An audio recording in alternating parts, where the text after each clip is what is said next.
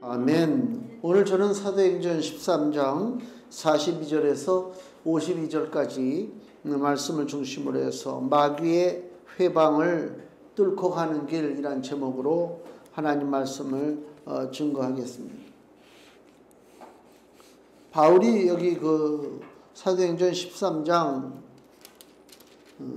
14절에 보면, 사도행전 13장 14절에 보면 바울이 그 안식일에 유대인의 회당에 들어가서 말씀을 전하는 장면이 나와요. 14절에 저희는 버가로부터 지나 비시디아 안디옥에 이르러 안식일에 회당에 들어가 앉으니라.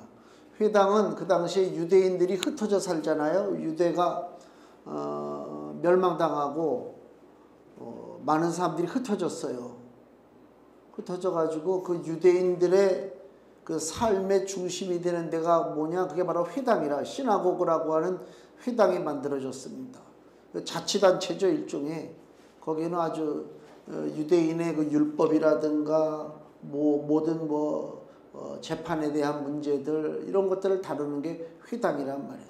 그러니까 전 세계 그 당시에 유대인들이 사는 곳에는 다 회당들이 이렇게 지어져요. 그 유대인들만 모이죠. 유대교에 들어온 사람들만. 그러니까 바울이 선교를 본격적으로 할 때에 그냥 길에서 그냥 무조건 예수 믿으세요, 그게 아니고 유대인들이, 자기 동포들이죠. 자기 동포들이 모인 회당에 찾아가서 복음을 전하는 거예요. 근데 아시다시피 유대인들은 이미 하나님의 자녀잖아요. 그 당시에 유대인들은 성경을 잘 알아요. 그 사람들은 성경 박사들이잖아요. 특히 그 당시에는 물론 구약 성경이죠.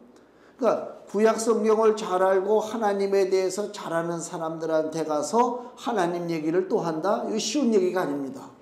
그렇잖아요.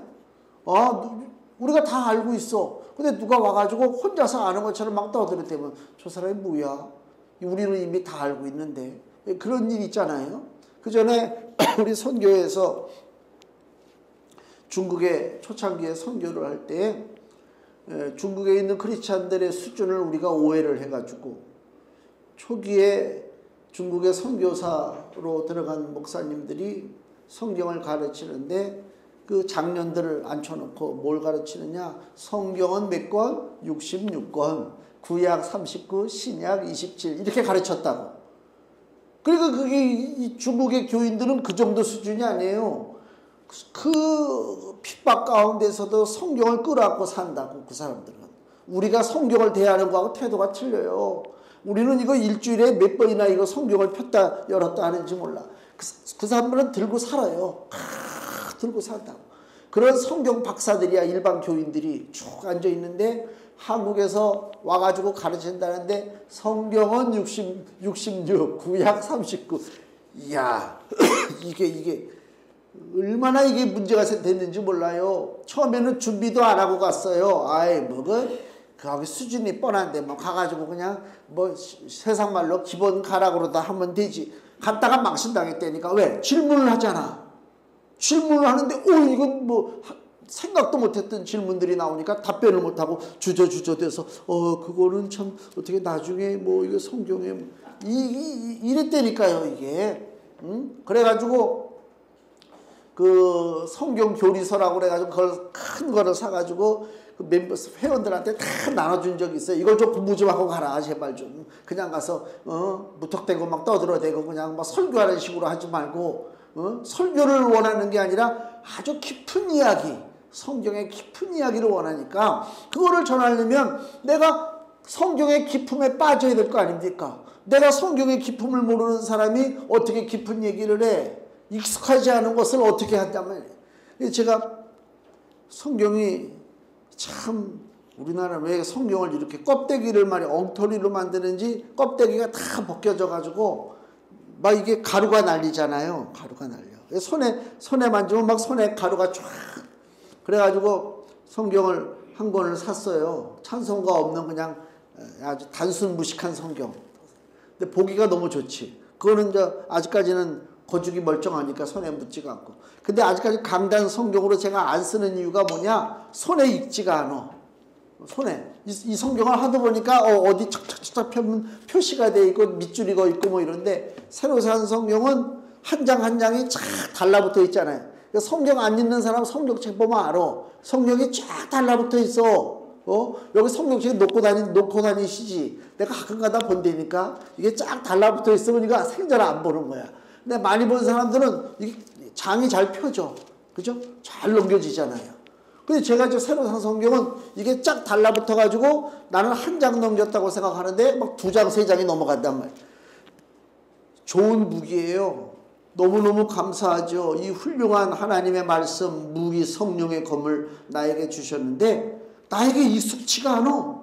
아무리 좋은 무기를 내 손에 들려주면 뭐해. 내가 익숙치가 않아서 쓰지를 못하는데 그렇지 않습니까? 응? 그러니까 내가 익숙하도록 훈련해야 돼요. 익숙하도록.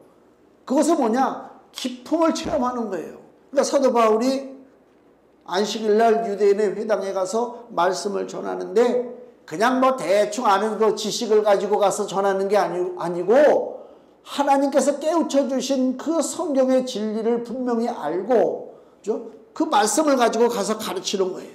근데 이스라엘 그 유대인들이 그 회당에서 말씀을 듣는데 지금 사도 바울이 전하는 말씀이 충격적인 말씀이에요. 들어보지 못한 말씀이라니까.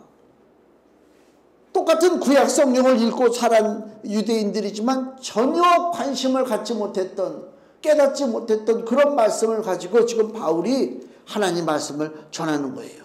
여기 핵심 말씀이 뭐냐 쭉 보시면 13장 22절에서 23절 보세요.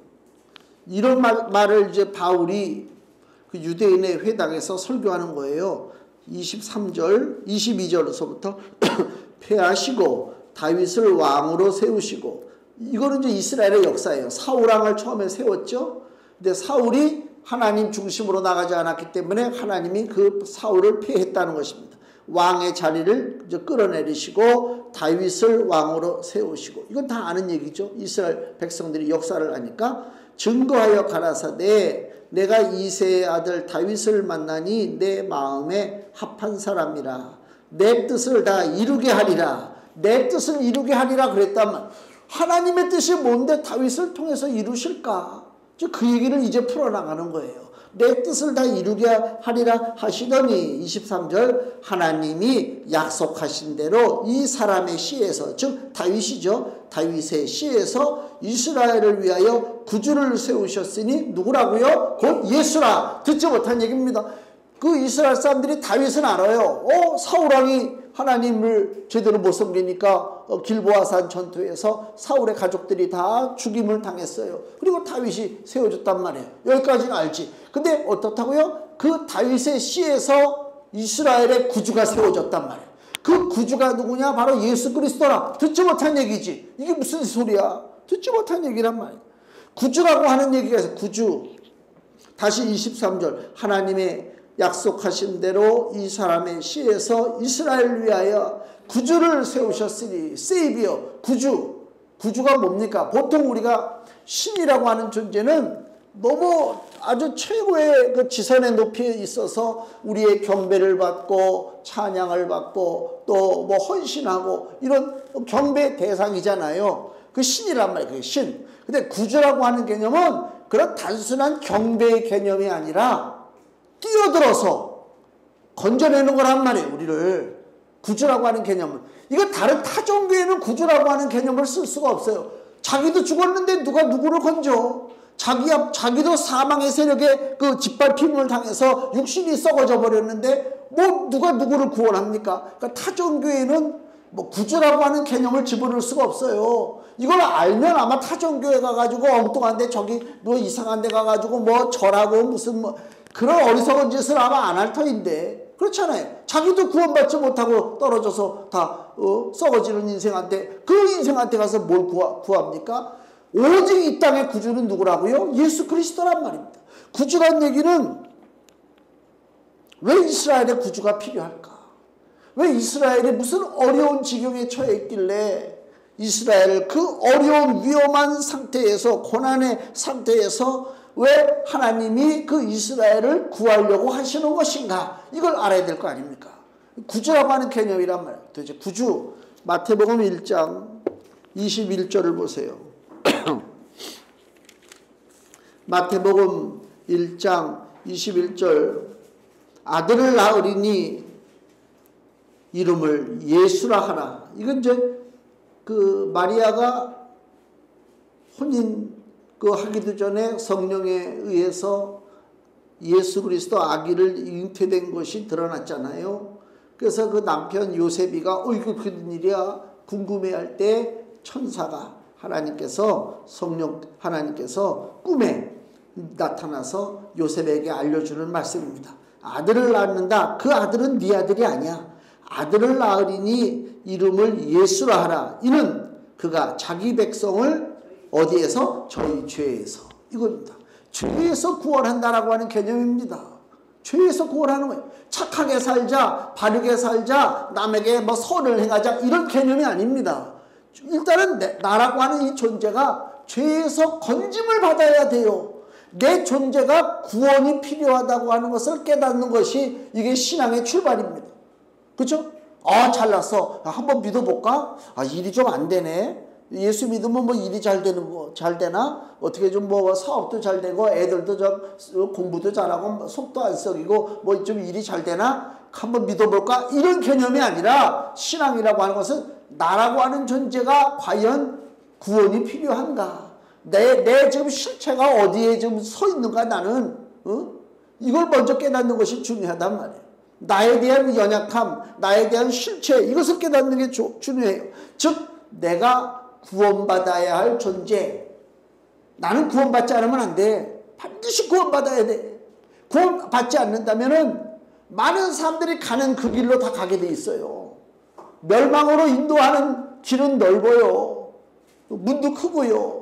대다수의 사람들이, 수많은 인생들이 아무 생각 없이 살다가 그 멸망길로 다 빠져들어가고 있는 거예요. 수많은 인생들이. 나도 정신 바짝 차리지 않으면 가다 보면 멸망길이라니까. 그때 이미 때가 늦었지. 멸망길로 들어선 이상은. 그러니까 과연 내가 이 길을 인생길을 이대로 가는 것이 옳은 것인가? 이걸 먼저 고민을 해야 된단 말이야. 그런 고민이 없이 그냥 뭐 신앙생활하고 뭐 제자 훈련 받고 어디에 속해가지고 무슨 봉사활동하고 선교하고 아무 의미가 없어요. 나라고 하는 자신은 지금 어느 길을 걸어가고 있느냐? 그 이스라엘은 지금 죄 가운데 빠졌다. 이스라엘 백성들이 인정하지 않습니다. 아니 우리가 왜 죄 가운데 빠져? 우리가 하나님의 자녀인데, 하나님의 백성인데 우리가 왜 죄 가운데 빠졌느냐? 그 죄라고 하는 것은 내가 지금 행위로 저지른 죄뿐만이 아니라 옛날 에덴 동산의 아담과 하로부터 내려오는 그 불신앙의 죄, 하나님을 거역한 죄, 마귀 편에 쓴 죄, 마귀의 이야기에 귀를 기울인 죄, 그 원죄의 피가 흐르고 있는 거예요. 이걸 인정해야 돼요. 많은 사람들이 그래요. 그전에도 그랬어요. 좀 뭔가 좀 들은 귀가 있는 사람들은 니네 교회 가면은 날마다 뭐 구원해달라고 그러고 뭐 죄인이라고 그러고 뭐 회개한다고 그러는데 뭐 이렇게 죄를 졌냐? 이렇게 따지는 애들이 있었어요. 그래, 모르면 가는 거야. 모르면 가는 거야, 지옥길로다가. 깨달아야 되는 거예요. 성경은 그래서 우리로 하여금 인생의 출발점이 왜 잘못됐는지를 성경은 분명하게 우리에게 알려주잖아요. 왜 인생의 출발점이 잘못됐습니까? 하나님의 말씀을 헌신짝처럼 버리고 마귀 이야기의 귀를 듣고 먹지 말라는 선악과를 먹었잖아요. 그까짓 거 선악과 하나 먹었다고. 사람들이 다 그래요. 그까짓 거. 하나님이 모지네. 어떻게 그렇게 시험해가지고 선악과 하나 먹었다고 그렇게 사망의 심판을 내리느냐? 하나님이 고약하다. 그렇게 얘기하는 사람들도 있어요. 그렇게 얘기하라고 그래. 그 끝에 결말이 무엇인가를.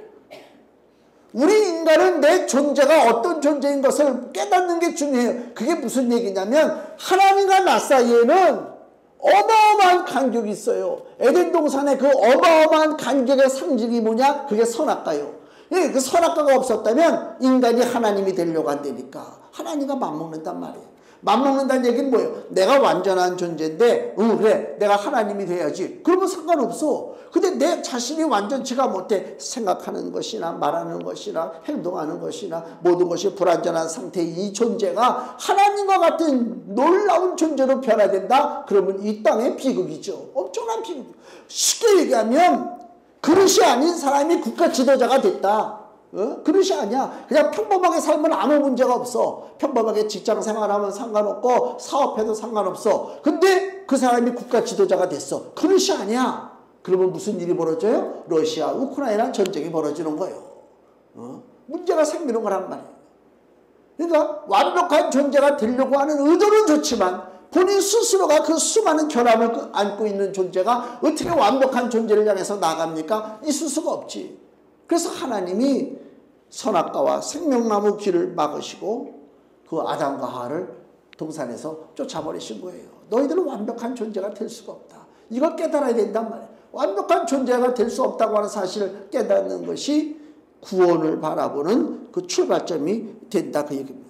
그 이스라엘은 여기 사도행전 13장 26절 사도행전 13장 26절 지금 바울이 회당에서 설교하는 내용입니다. 사도행전 13장 26절에서 27절 형제들 아브라함의 후예와 너희 중 하나님을 경외하는 사람들아 즉 유대인들아 이 구원의 말씀을 우리에게 보내셨거늘 구원의 말씀이 뭡니까? 한편으로는 육신으로 이 땅에 오신 예수 그리스도를 통해서 시작된 주님의 복음입니다. 구원의 말씀을 우리에게 보내셨거늘 예루살렘에 사는 자들과 저희 관원들이 예수와 및 안식일마다 외우는 바 선지자들의 말을 즉 구약성경이죠. 선지자들의 말을 알지 못함으로 예수를 정죄하여 선지자들의 말을 응하게 하였도다. 예수님을 정죄해 예수를 우리의 구주로 오신 하나님의 아들 예수를 오히려 죄 있다. 예수님을 정죄하고 그 예수님을 어떻게 했다고요? 28절 죽일 죄를 하나도 찾지 못하였으나 빌라도에게 죽여달라 하였으니 빌라도에게 죽여달라고 했잖아요. 지금 아주 신랄하게 바울이 유대인들의 죄를 지금 지적하고 있는 것이다 그 얘기입니다. 그 29절 성경에 저를 가리켜 기록한 말씀을 다 응하게 한 것이라. 후에 나무에서 내려다가 무덤에 두었으나 예수님이 십자가에 매달리고 아리마대 그 부자 요셉의 무덤에 3일 동안 있었던 내용을 지금 바울이 얘기하고 있는 것입니다. 근데 이것으로 끝난 것이 아니다. 시중에는 그 당시에 유대인들이 생각할 때는 예수라고 하는 사람들이 이렇게 종교활동을 하다가 신성 모독죄로 걸려서 십자가에서 죽임을 당했다. 여기까지는 아는 사실이요. 근데 뭐라고요? 30절 하나님이 죽은 자 가운데서 저를 살리시니라. 여기서 완전히 길이 바뀌는 거예요. 상상할 수 없는 일이 벌어지는 거란 말이에요. 하나님이 살리셨다는 것입니다. 31절 갈릴리로부터 예루살렘에 함께 올라간 사람들에게 여러 날 보이셨으니 40일 동안을 예수 그리스도가 부활하신 몸을 수많은 사람들에게 보이셨어요. 그 부활의 증인들이 많아요. 한두 사람이 꾸며낸 얘기가 아닙니다. 그 당시에 수많은 사람들이 보고 증언했어요. 저희가 이제 백성 앞에 그의 증인이라. 예수님이 다시 사셨다고 하는 그것에 대한 증인이 많다라고 하는 얘기입니다. 그 부활했다는 얘기는 로마서 1장 4절에 기록된 것처럼 성결의 영으로 죽음 가운데 부활하여 능력으로 하나님의 아들로 인정되셨으니 그랬어요. 즉 예수 그리스도는 우리의 구주가 되실 뿐만이 아니라 누구라고요? 하나님의 아들이다. 이건 이스라엘 백성들이 전혀 모르는 얘기예요.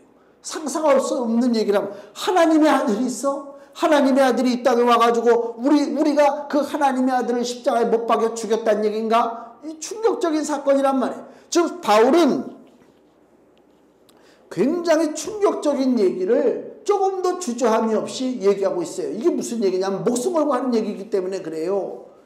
똑같이 신성 모독죄에 걸리면 유대인 지역에서 살 수가 없거니와 그들이 심판해서 돌로 쳐 죽이면 끝이야. 근데 지금 바울이 그 유대인들 앞에다 놓고 지금 예수 그리스도가 하나님의 아들이고 죽은 것에서 끝난 것이 아니라 부활하셨다고 하는 그 탐대한 얘기를 한단 말이에요. 그랬을 때에 사도행전 13장 42절 오늘 본문에 저희가 나갈새 회당에서 이제 설교를 했잖아요. 사람들이 청하되 다음 안식일에도 이 말씀을 하라. 왜 이 말씀을 하라는 얘기입니까? 듣도 보지 못한 이야기요. 충격적인 이야기요. 신기한 이야기란 말이에요. 그래서 이 바울이 다메섹 도상에서 예수님을 만나서 이제 바울이 회심을 하고 변화받았어요. 주저되지 않았습니다. 우리가 무슨 일을 할 때 하려고 마음은 먹고 있지만 주저될 때가 많잖아요. 할까 말까 주저될 때가 많다니까. 근데 바울은요, 다메섹 그 길을 가다가 예수님을 부활하신 예수님을 빛으로 만났잖아요. 눈이 소경이 돼가지고 꼬꾸라졌다고 3일 동안 장님이 되고 먹지도 않고 마시지도 않았어요. 그러다가 예수님이 아나니아를 보내서 안수할 때 눈에 비늘이 떨어지고 그죠? 보게 됐잖아요. 먹었어요. 즉시로 주저되지 않았습니다. 뭘 깨달아요? 내가 길에서 만난 그 예수가 누구라? 그 예수가 바로 구주가 되시고 그 예수가 그리스도가 되시고 그 예수가 하나님이 되신다고 하는 이 분명한 진리를 바울이 즉각적으로 깨닫는 거예요. 누구 때문에? 성령 때문에.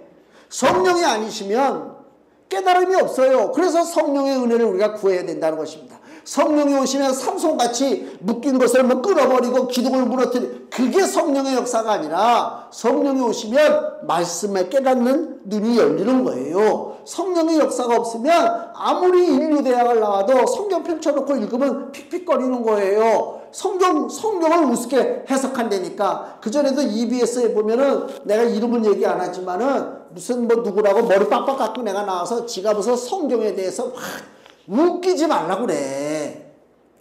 지가 해석하고 그래서 그 친구하고 또 가수 누구하고 해가지고 요한복음에 대해서 책을 만드는 게 있어요. 야, 참 무시기가 용감한 거예요. 모르니까 그 짓을 하는 거야. 그게 육신적인 동양 사상, 육신적인 생각을 가지고 바라보고 쓴 거란 말이에요. 그게 엉터리지. 성령께서 깨우쳐 주시지 아니하시면 알 수가 없어요. 아무리 이걸 펼쳐놓고 돋보기를 갖다가 한 글자 한 글자 살펴본다고 해서 그 말씀을 깨닫습니까? 못 깨닫습니다. 못 깨닫습니다. 내가 뭐 이런 얘기하면은 교만하다고 그럴지 모르지만 성경을 배우는데 학교에서 베드로 전서인가 베드로 후서를 배우는데 교수가 어디서 뭘 베껴왔는지 성경 주석을 베껴왔는지 칠판에다가 여기서부터 여기까지 베드로 전서에 대해서 다 쓰는 거야. 1절은 무슨 뜻이고. 내가 앉아가지고 아이고 참 한심하다. 하나님이 깨우쳐 주시면 저렇게 할 필요가 없는데 그거를 보고 1절은 이거야. 2절은 이거. 성령께서 눈을 열어주시지 않으면요 발버둥을 쳐도 안 돼요. 그렇기 때문에 지혜로운 사람은 누가 기도하라 말라 할 것도 없이요 내가 기도합니다. 더 쉽게 얘기하면 밥을 갖다 놓고 내가 밥을 먹어야 되는데 숟가락이 없어. 숟가락이. 그러면 누가 시키지 않아도 수저가 어디 있지? 막 찾는다고. 그렇지 않습니까? 왜? 수저가 있어야 밥을 먹으니까. 물론 성령을 수저라고 표현하면 내가 좀 이건 지나친 얘기지만 알아듣기 쉽게 그겁니다. 응? 내가 당장 먹어야 되는데 뭐 천천히 먹지 뭐. 수저 없으면 뭐 어떻게 누가 갖다 주겠지 뭐. 그거는 배고픈 게 아니야. 수저가 없어. 수저가 어디 있지? 뒤지는 거 아닙니까? 그래서 찾아내서 먹어야 되는 거 아닙니까? 성령이 나에게 역사하셔야 하나님의 말씀을 내가 먹을 수가 있어요. 그렇지 않으면 아무 소용없어요. 아무 소용없어요. 그래서 그 전에 교회에서 청년 때 이제 청년 모임을 이렇게 우리가 갖고 그러잖아요. 그러면 토요일 날 이렇게 강사를 초빙을 해요. 강사를 초빙. 뭐 교회 전도사님, 우리 그 교회 전도사님이 올 때도 있고 장로님이 올 때도 있고 뭐 이제 주일학교 무슨 책임자가 올 때도 있고 설교를 해. 성경을 놓고 이제 청년부에서 초청하니까 이제 와가지고 설교를 하는데 내가 좀 교만한 건가? 나 들으면서 어떻게 저런 얘기를 저렇게 뻔뻔하게 얘기하나. 그리고 속으로 무슨 생각하는 줄 아세요? 너나 잘하세요. 너나 잘하라. 성령을 맛보지도 못한 사람들이 와가지고 예수님의 피가 뭔지도 모르는 사람들이 와가지고 성령을 얘기하고 피를 얘기한다니까. 아, 웃기는 얘기지 진짜. 우리도 그렇게 판단받을 수 있어요. 어디 가서 잘못하면. 내가 먼저 맛을 봐야 된다니까. 우리 그런 말 있잖아요. 고기도 먹어본 누가 먹는다고. 하나님의 은혜를 잠깐만 체험하고 성경의 말씀을 먹고 그래야 어디 가서 무슨 일이 있을 때 담대하게 복음을 증거하고 말씀을 붙잡고 나가는 것이지, 그렇지 않으면 안 된단 말이에요. 뭐 이 단순한 지식 갖고 된 얘기가 아닙니다. 이 지식의 얘기가 아니라니까요. 바울은, 그래서 바울 설교의 그 특징이 뭐냐면요, 주저되는 게 없어요. 강력해요. 확실해요. 두리뭉실 이게 없단 말입니다. 바울이 얘기하는 말씀의 핵심이 뭐냐? 예수가 그리스도가 되시고 그 하나님의 아들 되셔서 너희를 구원하러 오셨다, 그 얘기입니다. 그러니까 많은 사람들이 아니 왜 우리를 구원해? 우리가 뭐가 어떻다고? 그렇죠. 그 상관없어요. 너희를 구원받아야 돼. 너희 가정이 잘 되고 직장 생활이 편안하고 사업이 잘 되고 자녀들이 형통하고 그거는 배부른 소리야. 일단 네가 살아야 돼. 네가 죽게 생겼는데 뭐 엉뚱한 소리라고 앉아있어. 누굴 위해서 네가 기도를 해? 네 자신도 아직 좀 살지 못했는데. 바울의 강력한 메시지입니다. 그러니까 바울의 메시지가 강력하니까 무슨 현상이 벌어지냐? 사도행전 9장을 보세요. 사도행전 9장 23절. 여러 날이 지남에 유대인들이 사울 죽이기를 공모하더니, 바울이 증거하는 복음이 너무 강력하고 사람의 심장을 찔러요. 아픈 데를 찔른단 말이에요. 슬쩍 넘어가줘야 되는데 아픈 데를 찔르니까 어떻게 해요? 발끈해가지고 저놈 자식이, 그리고 바울을 죽이려고 한다. 또 사도행전 9장 29절. 또 주 예수의 이름으로 담대히 말하고 헬라파 유대인들과 함께 말하며 변론하니 그 사람들이 어떻다고요? 죽이려고 힘쓰거늘. 부드럽게 얘기했으면 이런 일이 안 벌어지죠. 적당히 이제 이렇게 위로하고 이렇게 좀 비유도 좀 맞추고 좋은 얘기 좀 하고 그러면 다 좋지. 여러분 아무리 무슨 어려운 문제가 있어도 예수님 잘 믿으면 잘 됩니다. 이런 소리 하는데 유혹할 사람이 누가 있어. 근데 바울은 그 소리가 아니야. 여러분 예수 믿으면 잘 됩니다. 예수님 믿으면 뭐든지 다 해결이 될 거예요. 이렇게 얘기하지 않고 너희들은 죽어야 할 죄인이야. 거기에 죄를 덧붙여가지고 하나님께서 보내신 구주 예수를 너희들이 죽였어. 너희들은 어떻게 살기를 바래? 회개하고 돌이켜야 돼. 그 회개하고 돌이킨다고 하는 것은 나 회개할게요. 그런 문제가 차원이 아니야. 인생 길을 바꾸는 거야. 내가 그전에는 부산 가려고 그러면은 저 충청도를 거쳐서 경상도를 거쳐서 부산을 갔었단 말이에요.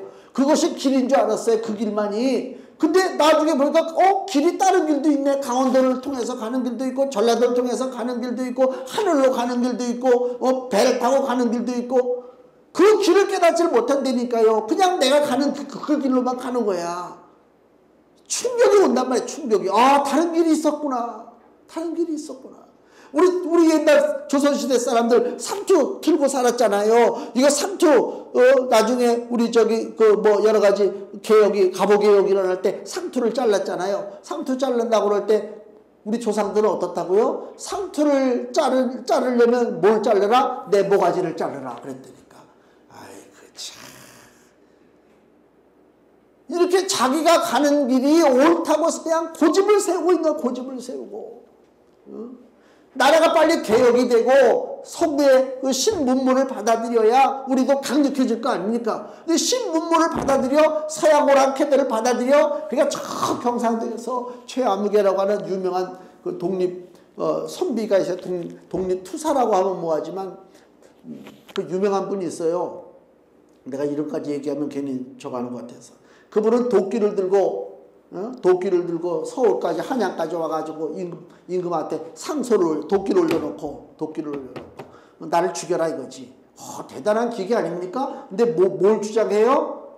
나라 문 잘못 열었다 가면 오랑캐들한테 망한다 그거예요. 그게 옳은 얘기입니까? 절대로 옳은 얘기 아닙니다. 나라 문을 빨리 열어야지. 그래야 서부 문물이 들어오지. 이걸 안 열어. 근데 이 선비들은 문 열면 안 된다는 거야. 오직 중국을 경배하고 중화 사상에 빠져서 공자명자 우리가 하고 성리학을 우리가 열심히 공부하고 그러면 나라가 굳건히 선대. 이렇게 어리석은 생각을 갖고 있단 말이에요. 그 길을 벗어나지 않는 거예요.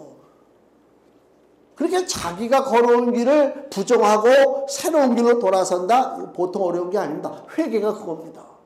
내가 살았던 모든 가치관, 내가 봤던 세상, 아, 이게 잘못됐구나. 그 인정을 하는 거란 말이에요. 그 인정이 힘들어요. 왜? 여전히 사람들이 신앙생활 하면서 왜? 큰 변화가 안 일어나요.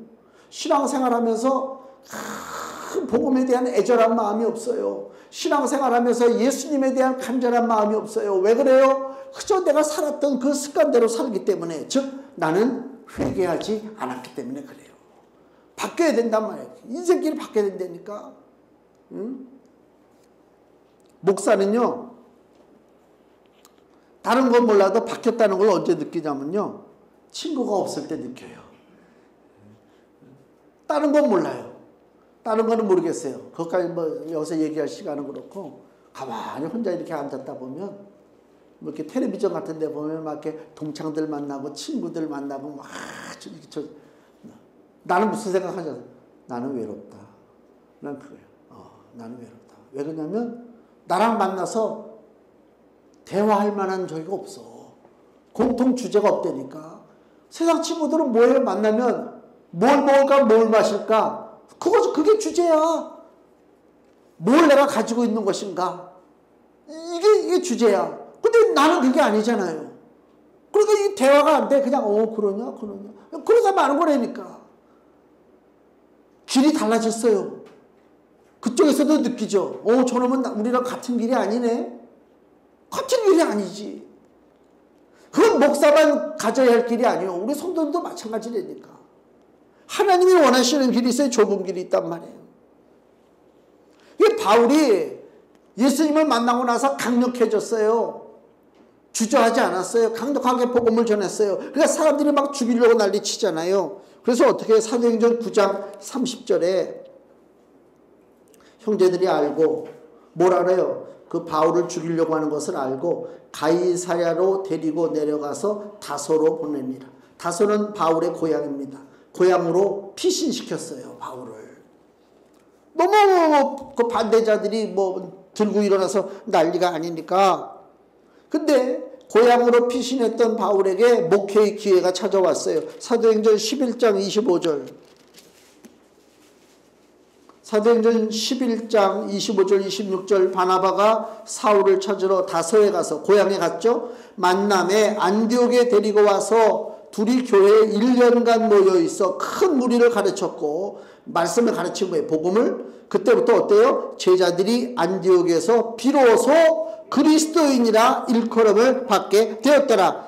비로소 그리스도인이 된 거예요. 사람들이. 누구의 가르침을 받고? 바울의 가르침. 어떤 가르침? 강력한 말씀의 가르침을 받은 거예요. 세상적인 얘기 아닙니다.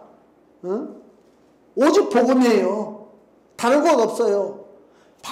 우리가 성경을 보세요. 바울의 서신서를 보고 성경을 보세요. 예수 믿으면 이렇게 잘 될 거야. 이런 느낌을 주지 않습니다. 복음은 그런 시시한 게 아닙니다. 그게 아니라니까요. 우리 인생의 근본이 바뀌는 거란 말이에요. 이것은 충격요법이 아니고서는 사람들이 바뀌질 않습니다. 사람들은 늘 습관적으로 살기를 원해요. 습관적으로 가는 거예요. 김유신 장군 얘기 알잖아요. 말 타고 이제 날마다 기색집에 가니까 막 어머니가 난리치고 막 너 왜 기생하고 네가 큰 인물이 돼야 할 사람이 그랬단 말이에요. 그런데 어느 날 또 말 타고 졸다 보니까 이 말이 어디로 가? 기생집으로 가잖아. 그러니까 그래 애꿎은 말을 쳐주겠다고 그러는데 나쁜 놈이야. 다 지가 가면서 자기도 모르게 툭툭툭 이렇게 친 거야. 이거 왼쪽으로 오른쪽으로. 그래서 간 거야. 왜 말 가지고 그래? 사람이 그 익숙한 길이 있단 말이야. 익숙한 길이. 그 길을 벗어나기가 힘들어요. 근데 성경은 우리 보고 뭐라고요? 그 익숙한 길이 그게 사망의 길이라 그 얘기하는 것입니다. 우리는 뭐든지 익숙한 걸 좋아해요. 그러나 성경은 그게 아니요. 새로운 것을 찾으라. 새로운 것을. 그러니까 이 안디옥에서 1년 동안 말씀을 가르칠 때 그 사람들이 그리스도인이라 칭함을 받았어요. 한편은 그 조롱하는 얘기요. 너희들 예수 닮는 애들이구나. 조롱하는 얘기요. 또 하나는 훈장이잖아요. 우리가 예수님의 사람이 돼야 되는 게 마땅한 얘기잖아요. 당연한 것입니다. 예수님의 사람이 돼야 되는 것입니다. 그게 중요해요. 그러면 이 1년 동안 안디옥에서 도대체 무슨 말씀을 전했길래 이들이 그렇게 변화가 일어나느냐? 강력한 말씀을 증거한 거 아닙니까? 강력한 말씀을 증거하게 된 그 배경이 뭐냐? 예수님이 바라본 세상이 있어요. 예수님이 보는 세상이요. 예수님이 바라보는 세상은 뭔지 아세요? 간단하게 얘기하면 사망의 땅입니다. 예수님이 바라보는 세상은요, 심판의 땅입니다. 여기 창세기 6장 보세요. 처음에 하나님께서 우주 만물을 창조하시고 노아 때까지 이렇게 지켜보셨는데 도저히 하나님이 지켜볼 수가 없어. 창세기 6장 5절 여호와께서 사람의 죄악이 세상의 관영함과 그 마음의 생각의 모든 계획이 항상 악할 뿐임을 보시고 죄가 넘쳐나요. 왜? 에덴 동산에서 이미 죄가 시작됐잖아요. 아담과 하와를 통해서 죄가 시작되고 그 맏아들 가인이 아벨을 쳐 죽이고 이 죄가 점점 커져요. 그러니까 죄악이 세상에 흘러 넘쳐요. 마음의 생각의 모든 계획이 항상 악해요. 하나님이 알고 계시죠? 그게 하나님이 보시는 세상이요. 창세기 8장 21절. 창세기 8장 20. 이미 노아 홍수가 일어나고 수많은 생명들이 사라졌어요. 노아의 8가족과 노아 방주에 탄 동물들 외에는 살아남지 못했어요.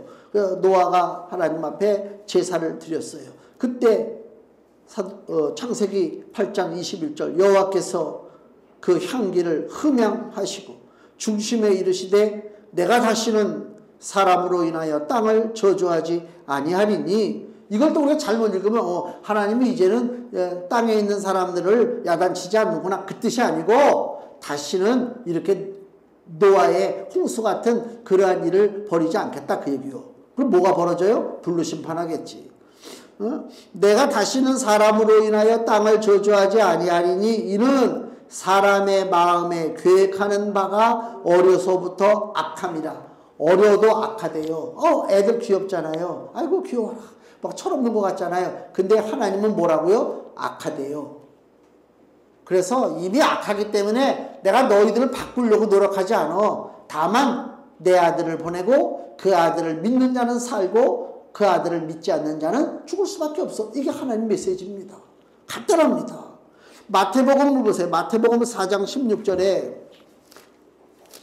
성경에 이렇게 표현되어 있어요. 마태복음 4장 16절 흑암에 앉은 백성이 큰 빛을 보았고 사망의 땅과 그늘에 앉은 자들에게 빛이 비추었도다. 이거 예수님이 이제 본격적으로 복음을 증거할 때 하는 얘기입니다. 예수님 때문에 흑암에 앉은 백성이 빛을 봤어요. 사망의 땅과 그늘에 앉은 자들에게 빛이 비쳤어요. 그 얘기는 무슨 얘기냐? 이 땅은 뭐요? 사망의 세력, 어둠의 그늘에 묶여있는 세상이다. 결론적으로 얘기하면 예수님이 보시는 세상은 마태복음 25장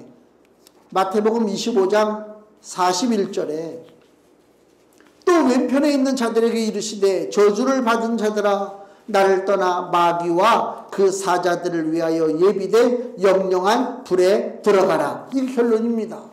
세상을 향한 결론은 간단해요. 원래 우리를 위해서 지옥을 만든 게 아닙니다. 마귀가 들어가야 할 곳이지만은 사람들이 마귀 편에 섰기 때문에 같이 들어가는 거예요. 마귀에서 떨어져 나가면 상관없는데 여전히 마귀와 동행하기 때문에 마귀가 마지막에 심판받을 그 불타는 지옥에 사람들도 같이 들어가게 되어 있다 그 얘기입니다. 이게 예수 그리스도가 보는 세상입니다. 간단하죠? 세상은 개선될 것이 아닙니다. 사람들은 세상을 개선시키려고 해요. 복음은 세상을 개선시키는 게 아니요. 세상으로부터 빠져나오게 만드는 거란 말이에요. 그 전에 보면은 제 전도사 때 주일학교 막 여름 성경학교 하잖아요. 그러면 그 교단에서 여름 성경학교 주제를 정해서 이제 내려와요. 그 주제를 가지고 아이들 가르치라. 근데 기억나는 주제가 자연 보호예요. 하나님께서 맡기신 자연을 우리가 잘 관리를 해라. 그럴듯한 얘기잖아요. 천만의 말씀이요. 이 땅은 관리하는 차원을 넘어섰어요. 하나님의 불심판을 위해서 지금 예비된 상태입니다. 준비되고 있다. 지금 이미 장작불은 타오르고 있는 거예요. 이제 이 장작불 속으로 들어가는 일만 남은 거예요. 그를 향해서 전진하는 거예요. 이 시기를 멈춥니까? 우리들이 개선시킵니까? 자연보호합니까? 환경보호합니까? 요새 뭐 원전수 가지고 뭐 난리를 치고 뭐 소금을 막 서로 막 산다고 그래. 아이고, 어리석은 인생들아. 예? 소금 잘못돼가지고 못 먹을까봐 소금 삽니까? 아이고, 그러지 않습니다. 걱정하지 마십시오. 무슨 얘기냐면, 우주는 하나님이 주장하고 계시는 거예요. 인간이 수많은 사고를 일으켜요. 수많은 오염을 저지르고 있어요, 이 땅에. 우리 서해안에 그때 기름 유출돼가지고 난리 났었잖아요. 지금 서해안 거기 가보면 어떻습니까? 아무 문제 없습니다. 왜 그렇습니까? 열심히 사람들이 봉사하고 그래서 그렇습니까? 천만의 말씀이요.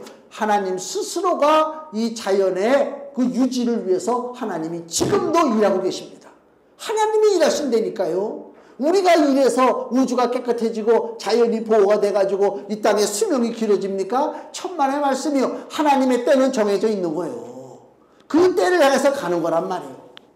그 기본적인 인식이 없으면 이 기독교가 잘못된 종교가 되는 거예요. 육신의 종교, 자연보호 활동을 하고 어깨 뒤두르고 나가서 쓰레기 줍고 앉아있고, 그런 차원이 아니라니까. 그걸 위해서 예수가 이 땅에 오셔서 십자가에 죽으셨냐 말이에요. 바울의 메시지는 그 메시지가 아니에요. 강력한 메시지란 말이에요. 그러니까 무슨 일이 벌어져요? 오늘 본문에 여기 13장 45절에 유대인들이 그 무리를 보고 시기가 가득하여 바울의 말한 것을 변박하고 비방하거늘 마귀들의 회방이 시작되잖아요. 세상이 이토록 타락하고 마귀가 어슬렁대고 활보하는 세상이기 때문에 세상을 향하신 하나님의 계획은 분명합니다. 베드로도 옥에 갇혔다 풀려나오면서 그가 깨달은 게 뭐예요? 아, 하나님께서 사도행전 12장 11절에 보니까 헤롯의 손과 유대 백성의 기대에서 나를 건져내셨구나. 세상은 복음을 회방합니다. 하나님의 백성을 탄압합니다. 그래서 결과적으로 하나님께서는 이 악하고 타락한 땅에 하나님께서 최종적으로 결론을 내리시는 것이 요한계시록 21장 1절. 요한계시록 21장 1절에 또 내가 사도 요한이 보는 것입니다. 새 하늘과 새 땅을 보니 처음 하늘과 처음 땅이 없어졌고 바다도 다시 있지 않더라. 이것이 결론입니다. 옛 땅을 개선해서 사는 것이 아닙니다. 새 땅이 주어집니다. 요한계시록 21장 4절에 모든 눈물을 그 눈에서 씻기심에 다시 사망이 없고 애통하는 것이나 곡하는 것이나 아픈 것이 다시 있지 아니하리니 처음 것들이 어떻게 됐다고요? 다 지나갔습니다. 다 지나간 거예요. 하나님의 때가 되면 그런 일이 벌어진다 그 얘기입니다. 지금 바울 앞에 있는 그 수많은 유대인들, 그들 하나님 백성인 줄 알았지만은 바울이 신랄하게 복음을 전하잖아요. 왜? 그들은 실상은 세상에 속한 자입니다. 그래서 바울을 회방합니다. 본문의 46절에 바울과 바나바가 담대히 말하여 가로되 하나님의 말씀을 마땅히 먼저 너희에게 즉 유대인들에게 전할 것이로되 너희가 버리고 영생 얻음에 합당치 않은 자로 즉 지옥 자식으로 자처하기로 우리가 이방인에게로 향하노라 그랬단 말이에요. 모든 사람들 지금 멸망길로 가는 거예요. 그러나 하나님은 노아 때 8식구를 구원하신 것처럼 모든 자가 멸망길로 갈지라도 구원받을 백성을 하나님이 예비하십니다. 그래서 본문의 48절에 이방인들이 듣고 기뻐하여 하나님의 말씀을 찬송하며 영생을 주시기로 작정된 자는 다 믿더라. 아멘. 회당에서 복음을 전했는데 지금 두 가지의 상반된 반응이 나오죠. 하나는 대적하고 바울을 죽이려고 하고 한쪽은 기뻐함으로 하나님의 말씀을 받아들이고 그죠? 기뻐함으로 하나님 앞에 영광 돌리는 이방인의 무리들이 나오죠. 이제부터 본격적으로 바울의 싸움이 시작된 것입니다. 마귀가 회방하고 마귀가 방해하고. 바울이 가는 길이 그 길입니다. 우리가 가는 길도 그 길입니다. 실상은 우리가 가는 길이 결코 평탄한 길은 아닙니다. 마귀가 싸우려고 달라듭니다. 귀신의 역사가 일어납니다. 우리는 알지 못하는 가운데 수많은 영적 싸움이 벌어집니다. 근데 이런 영적 싸움에 하나님이 우리를 그냥 맨몸으로 보내지 아니하시고 우리에게 무기를 주셨어요. 그것이 바울이 깨달은 바예요. 영적 싸움에, 이렇게 험한 싸움에 어떻게 살 것인가. 바로 에베소서 6장 18절. 에베소서 6장 18절에서 19절. 18절 말씀은 금년 주제 성구잖아요. 모든 기도와 간구로 하되 무시로 성령 안에서 기도하고 이를 위하여 깨어 구하기를 항상 힘쓰며 여러 성도를 위하여 구하고 또 나를 위하여 구할 것은 내게 말씀을 주사 나로 입을 벌려 복음의 비밀을 담대히 알리게 하옵소서 할 것이니 아멘. 모든 기도와 간구로 하되 무시로 성령 안에서 기도하고. 이게 무기입니다. 우리가 사용해야 할 무기입니다. 아무리 좋은 무기라도 내 손에 익숙치 않으면 사용 못합니다. 기도의 무기를 하나님이 주셨어요. 왜 무기를 줬을까요? 우리 가는 길이 험하기 때문에 그래요. 그래서 그 무기를 쓰라는 거예요. 시시때때로 기도하라는 거예요. 내 마음대로 가지 말고 기도하고 물어보고 도움을 받고 가라는 것입니다. 안 하면 진짜 발등에 불이 떨어지고 기도해야 할 때 기도 못해요. 기도가 안 돼요. 회방받습니다. 내가 무기를 써야 된다는 것입니다. 강력한 무기를 의심 없이 써야 된다니까요. 그냥 조그만 일에도 기도하세요. 큰 일에도 기도하세요. 그걸 체험해야 돼. 내 삶 속에 기도의 은혜, 기도의 능력을 체험하지 않으면 아무리 기도하라고 해봐야 에이 그렇다니까요. 뭐 이렇게까지 얘기하면 뭐하지만요. 어떨 때는 지하 주차장에 들어가면서 마땅치 않을 때가 많잖아요. 차가 너무 많으니까 세대는 많고 자리는 좁고. 그것도 기도해요. 기도하면요 아주 기가 막혀요. 기가 막혀요 진짜. 그걸 뭐 어떻게 얘기해야 되나. 이걸 깨달아야 돼. 우리들의 각자의 삶 속에 조그만 일이나 큰 일이나 기도한 거하고 안 한 거하고는 완전히 결과가 다르다. 그거를 우리가 믿고 나가야 되는 것입니다. 마귀가 회방하는 길을 우리가 뚫고 나가야 되는데 우리 힘으로 가능하느냐? 천만의 말씀입니다. 기도함으로 주님 앞에 맡기고 나가야 되는 것입니다. 금주 말씀 보세요.